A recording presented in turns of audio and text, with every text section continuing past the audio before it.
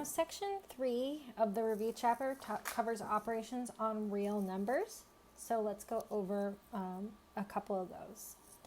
So, friendly reminder that when I'm adding two numbers, that's also called finding the sum. Okay? So if I say take the sum of 7 and 8, you know I want you to add them. When I'm adding numbers with the same signs, I can add the absolute values and use the common sign as the sign of the sum. Now, what this is telling us is just a simpler way, not a simpler way, but one way that people like to add and subtract negative numbers, right? Sometimes they can be kind of hard to get our mind around. If you already feel comfortable adding and subtracting negative numbers, awesome. You can fast forward a couple minutes, okay? So what they want us to do and how they talk about it in the book is you add the absolute values and you take the common sign as the sign of the sum. So here I have negative 7 and negative 11. So their common sign is a negative. I'm going to go ahead and add the absolute value of 7, negative 7, plus the absolute value of negative 11. That gives me negative 7 plus 11, so I have negative 18. In this case, to add 8 and 4, well, you could already tell me, Miss Miller, that's 12, and you would be correct. But now, just to make sure we have good practice and show that it works for both negatives and positives, we can take the absolute value of both and then go ahead and add them. Remember that absolute value is always positive because it's a measure of distance. We're measuring how far a number is from the origin.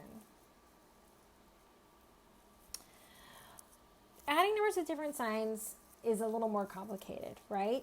What we're going to do is we're going to subtract the smaller absolute value from the greatest absolute value and then use the sign of the number with the greater absolute value as the sign of our sum. So here, negative 13 is greater than negative 4, so we're going to use the sign of the negative 13. And then I'm going to subtract the absolute value of 4 from the absolute value of 13. That would be negative 13 minus 4, which is negative 9. For 44 and negative 12, my answer is going to be positive because 44 has the greater absolute value. So I take the absolute value of 44 minus the absolute value of negative 12. That gives me 44 minus 12, which is 32. Okay? One thing that always helped me with negative numbers, and it's really faint, I should have made that a darker font, sorry guys, but treat money like money in your bank account. If I have $44 and I spend $12, well then I'm only going to have $32. Okay? If I have negative $13 and I deposit $4, then I'm still going to have negative $9, right? So we need to deposit some more because we don't want a negative bank account if we can help it. Subtracting two numbers is when we find the difference, okay?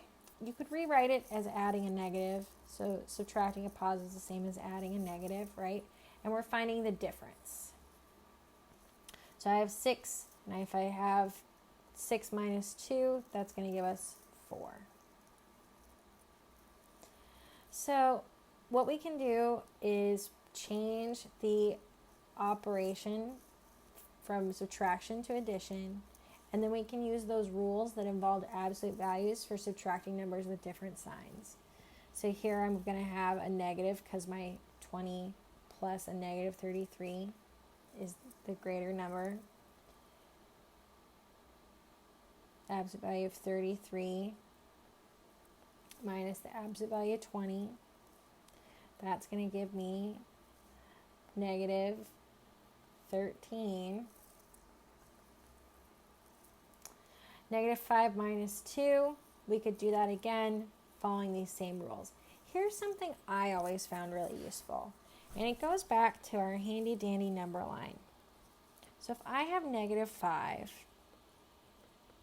and I take away 2, that's going to be going 2 more to the left, 1, 2, that would put me at negative 7. That's the way I learned how to add and subtract negative numbers. This is not what it mentions in the book, but it's the Miss Miller way. Let's take a look at this. If I have 9 and I subtract negative 12, well, 2 negatives make a positive, so that's 9 plus 12, which is 17. When you're using your calculator, be really careful to use parentheses if you've got a lot of negative symbols flying around. That's the only way your calculator is going to be able to do PEMDAS. Friendly reminder, you are smarter than your calculator. The calculator does not know how to do anything you do not tell it to do. It's not going to solve problems for you. It's a tool, okay? It's not going to give you the correct answer, but it makes finding the correct answer simpler. So keep that in mind. Multiplication is really just repeated addition. If I had 5 times negative 3, that's the same as adding negative 3 together 5 times. But like I've said, mathematicians are lazy, so we need to have a better way to notate this. When we're multiplying two numbers, that means we're finding product, okay? And the numbers being multiplied are called the factors of our product. Friendly reminder that that's the same word we use when we're factoring a number and breaking it down into all of its primes. But if we just have two numbers that multiplied together give us a product, those can be factors as well. Friendly reminder that if I have two integers with different signs, so if I have a positive and negative, the answer is always going to be negative. If I have two integers with the same sign, the answer is always going to be positive. So a negative times a negative is a positive, and a positive times a positive is a positive. I just want to note that the product of 0 and any number is 0. Any number times 0 always equals 0. Another key takeaway is that any number times 1 equals itself, right? That's pretty cool. If I multiply anything by 0, I get 0. And if I multiply any number times 1, like 7 or negative 2 or the square root of 5, I get my original number back. So 5 times negative 3 would give us negative 15. Two negatives make a positive. 4 times 30, that'd be 120. 6 times 12 would be 72.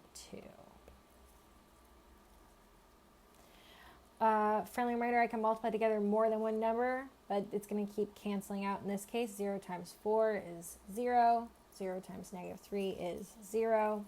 Here I've got 3 negatives. 2 negatives make a positive, so I've got 8 times negative 3. But now I've got a negative, so negative 24.